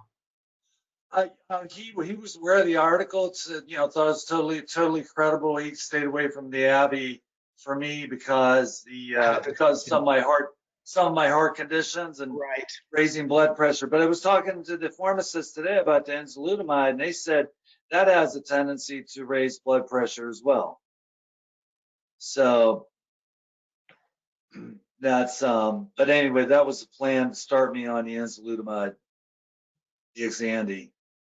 Okay. So well, as long as you're watching, keeping an eye on everything, I think we're in good shape. And I mean, the one thing I can tell you about the radiation, I think everybody will tell you, is try and get out for a walk. Try and get out for a walk every day if you can. After you've done. I mean, if the weather's okay, then see if you can. Shortly after the radiation. Yeah, I mean, yeah, you really do want to try and do it every day if you can do it every day, and you don't have to do it for an awful long time. You can just 15 or 20 minutes, but it's so important to do a little bit of exercise every day when you're going through the radiation, especially the SBRT, because it's more potent. Yeah, Jim. Well, I will add one thing to the exercise. The digital watches now, and I try to get between 6,000 and 10,000 steps in a day. And then I'm always at the gym anyway. I'm going there 5-6 times a week, so exercise has never been a problem for me. And even through this Eligard that I'm on, I was worried about that to lose everything. But I mean, I went into the gym tonight and I did 32 sets of 10 or 20 reps each, and had no problem at all with it. I think somebody said earlier, once you start, you're kind of get the additional energy to keep going. Jim, I'd say take his advice. After your radiation round, take a little 2.5 mile, 3 mile walk. It's not only good for your body, it's good for your head. Oh, I totally agree. Yeah. Essential for my head. Well, let's just say that your head is doing a lot better than it was a couple of months ago. Oh, heck yeah. I was terrified. I know, we know, but you're gonna do great, Jim. And it's so good to have you here, and it's so good we can help you along to make the right decisions. Definitely. And I've got my shirt. All right. Thank you. All right. Okay. Okay. For those of you who are new and don't know what John Michael just showed us, we have swag. And I actually sent a shirt to Brian Helfand. If any of you Chicago guys happen to see Brian Helfand, he will be next week the proud owner of an AnCan sweatshirt. If I might make a suggestion, you need an AnCan sweatshirt with the zipper on the front that you can take on and off, because you're constantly getting these hot flashes. You're too hot, then you're too cold, then it's just a good idea. You can double the price. Okay. Speak to our designer. I was going to say our designer in chief, but he's really our assistant designer. Any input there, Mr. Kafka, on that? You're getting good feedback, customer feedback here. Yeah, we'll look into it. We'll look into it. It's pretty hard to print on a zipper front jacket. Excuses. All right, guys. Well, not bad. We're only 5 minutes late. We had 4 new guys, so we got there. I'm sorry if any of you didn't get to speak up today. We're back next week, next Tuesday. I was hoping somebody might bring up that Provenge study that I highlighted in the reminder. I've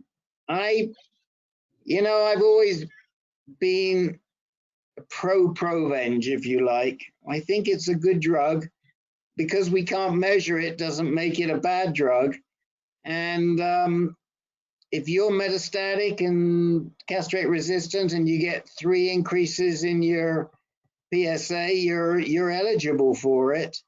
And the one thing we do know, as I said, and as Larry Fong told me, the shorter the landing strip, the lower the PSA, the longer the landing strip. So if you do it with a high PSA, you ain't going to get good results. If you do it with a low PSA, you're much more likely to get those results. And the trials seem to bear that out. Are they doing it now, Rick, with COVID? They haven't suspended Provenge? That's a great question, Len. I don't know. No, they are because it's, you only meet with one guy. Usually, it's at Blue Cross Blue Shield, so it's not like you're in a group of people. So I'd say yes, they are. I would agree. Provenge, even though most medical oncologists are urinary medical oncologists, they don't see any evidence that this bloody thing works. But, the evidence is definitely there that it extends overall survival from 12 to 14 months. So I would encourage anyone with 3 consecutive PSA rises with a low PSA to jump on it. It's approved by the FDA.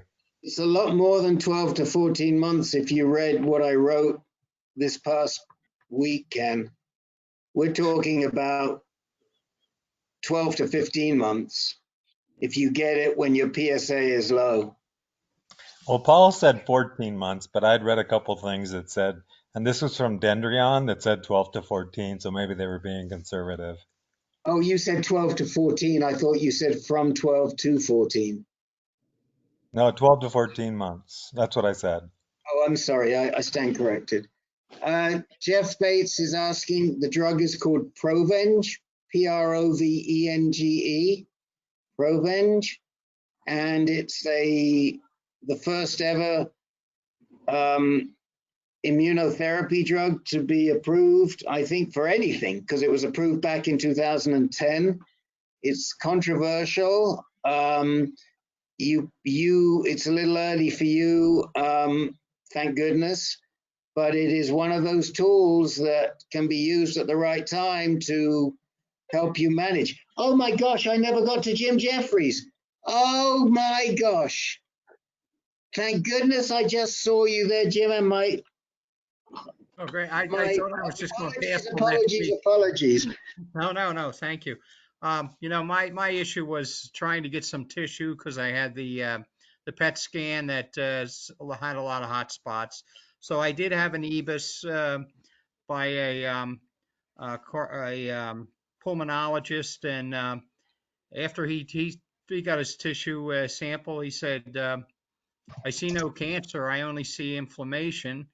And he discussed it with my team of doctors, and the consensus was that my oncologist thinks that he's very concerned about why I have such increased activity in the lymph nodes on the PET scan, especially around the retroperitoneal area.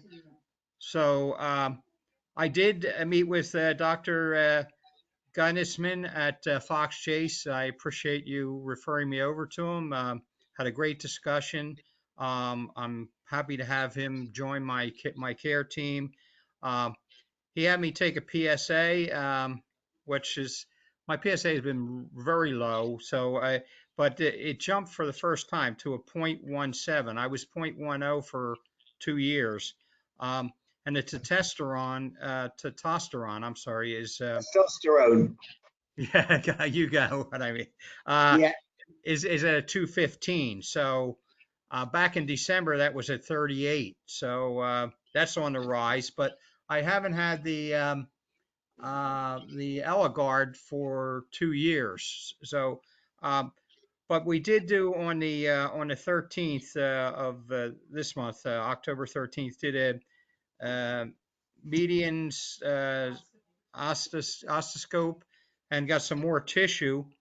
And the doctor, the surgeon who performed that, he just called me a day ago and said, no cancer in what we pulled.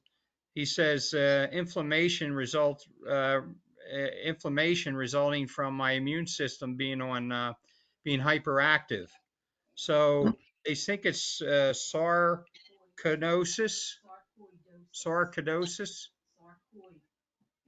Sarcoidosis.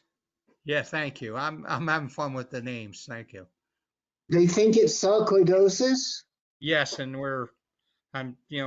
Okay, so you hit the jackpot because we run a sarcoidosis support group. It's run twice a month, and it's got some pretty sharp guys and girls who are in there, Jim. And sarcoidosis is a very tough disease to treat. Nobody really knows a lot about it. They from what I can gather, what they tend to do is put you on prednisone. But if they think that you have sarcoidosis, I strongly recommend, I'll add you to the meeting list. I think it's the first Tuesday and the third Thursday from memory. Oh, good. But, I don't know, there's too many better organizations in the country to help you if you do have a sarcoidosis diagnosis. Right. I mean, they're still pursuing it. I have to meet further, and I'll keep you abreast of the diagnosis. But that's the thought right now. Okay, well, keep me posted, and if it is, we'll connect you to Frank Rivera, who is the ace, and we can definitely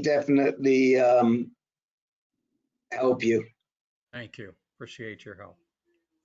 Okay, and I'm glad you like Gainesman. Yes. And I think Dr. Dan. Sorry? Dr. Dan. Dr. Dan. Yeah. And very nice. I do think that, where you are, I mean, it's like you're on a drug holiday, which Len knows about and Peter knows about and others know about. And as long as you keep a real close eye on where that PSA is going, stick with us and we'll navigate you. Thank you. I appreciate your help.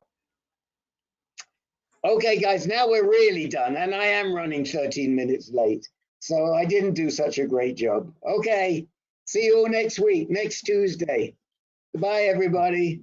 Thanks, everybody. All right. Good luck, everybody. Bye. Bye-bye. Good night, everybody. Good night. Good night.